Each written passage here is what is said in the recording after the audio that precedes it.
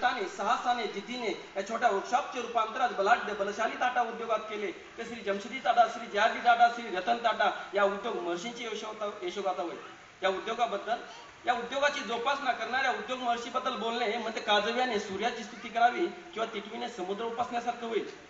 पण आपल्या सर्वांना माहिती आहे की प्रभू रामचंद्रांच्या सेतुबंधनाच्या कार्याचा त्या छोट्या वानर सेनेला अभिमान होता, कारण त्या कार्यामध्ये त्यांचा सहभाग होता. म्हणून श्रीरामाने त्यांच्या पाठीवरून अतिशय प्रेमाने हात फिरवला. या उद्योग समूहामध्ये माझा सुद्धा त्या वानरांप्रमाणे सहभाग आहे, यात शंका नाही. आणि टाटांच्या या उद्योगरूपी सेतूच्या सहाय्याने आज आम्ही साधा समुद्राच्याही पलीकडे झेप घेण्याचे सामर्थ्य राखून आहोत, याचाही आपल्याला अभिमान असायला हवा.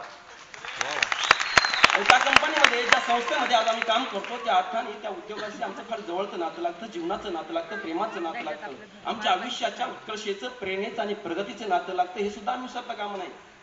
या संस्थेमध्ये काम करत असताना जे आनंदाने प्रेमाने आम्ही एकत्र राहतो, एकत्र बसून अन्न ग्रहण करतो, एकमेकाची सुखदुःख वाटून घेतो, तेच अन्न, तोच विचार आमच्यामध्ये सात्विकता प्रदान केल्याशिवाय राहत नाही. आणि त्यातूनच समाजामध्ये वावरत असताना अनेक प्रकारची चांगली कामं सुद्धा आमच्या हातून कळत न कळत झाल्याशिवाय राहत नाही. पूर्वी ऋषीमुनींनी आश्रम मानले, गुरुकुल चालवले, त्यात राम, कृष्ण, कौरव, पांडव यांना सुद्धा जावं लागलं. ते आश्रम, ते गुरुकुल दुर्दैवाने आज नाही. पण श्री जमशेदजी टाटा, श्री जे.आर.डी. टाटा यांनी जे औद्योगिक गुरुकुलाने आश्रम चालू केली, त्याची उत्तरोत्तर प्रगती होताना आज आम्हाला दिसते. मी या उद्योगाला गुरुकुल किंवा आश्रम यासाठी संबोधलं की इथं फक्त काम आणि कामाच्या मोबदल्यात पगार ही संकल्पना नसून आम्हाला समाजामध्ये समर्थपणे राहण्यासाठी परिपूर्ण नागरिक बनवलं जातं, तसे संस्कार केले जातात आणि त्यासाठी विविध प्रकारचं ट्रेनिंग सुद्धा आम्हाला दिलं जातं. आणि म्हणूनच मित्रांनो, जे.आर.डी. टाटा यांना ऋषितुल्य व्यक्ती म्हणून संबोधलं जात आहे. जे गुण ऋषी, मुनी, साधू, संत, देशभक्त यांच्यामध्ये होते ना, तेच गुण टाटांच्या व्यक्तिमत्वामध्ये ठळकपणे जाणवत होती. असे कुठले गुण टाटांच्या ठाई होते की ज्यामुळे टाटांचं नाव या देशामध्ये सुवर्णाक्षरामध्ये लिहिलं गेलं. दुर्दम्य इच्छाशक्ती, सहनशीलता, सद्गुण, स्तुती, संवेदनशीलता, संतुलन, समर्पकता, साधना, सत्संग, सेवा, सात्विकता, सत्य, शिस्त, शांती, आदरता, अचूकता, असीमता, दया, प्रेम, प्रामाणिकपणा, परमानंद, भक्ती, श्रद्धा, त्याग, तप, वैराग्य, ज्ञान, उत्सव, दिव्यता, भव्यता, स्वप्न, चैतन्य, चारित्र्य, धाडस, धैर्य आणि देशभक्ती अशा सामान्य गुणांचा संगम, अशा सामान्य गुणांचा साठा म्हणजे टाटा.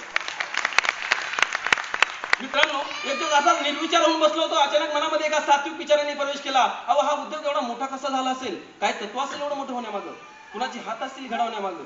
मनाने ध्यास घेतला. टाटांबद्दल, या उद्योगाबद्दल छोट्या छोट्या गोष्टींची अभ्यास केला. काही सूचनाचं झालं, डोक्यामध्ये गुंडाळला, माणसाच्या मेंदूला मुंग्या याव्या आणि आकाशामध्ये सरकन वीज चमकावी अशी परिस्थिती होऊन बसली.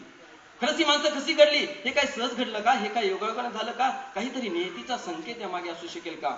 कारण महापुरुष आकाशात वीज चमकावी तशी येतात आणि निमिषार्धात निघून जातात, असं कधी होत नाही.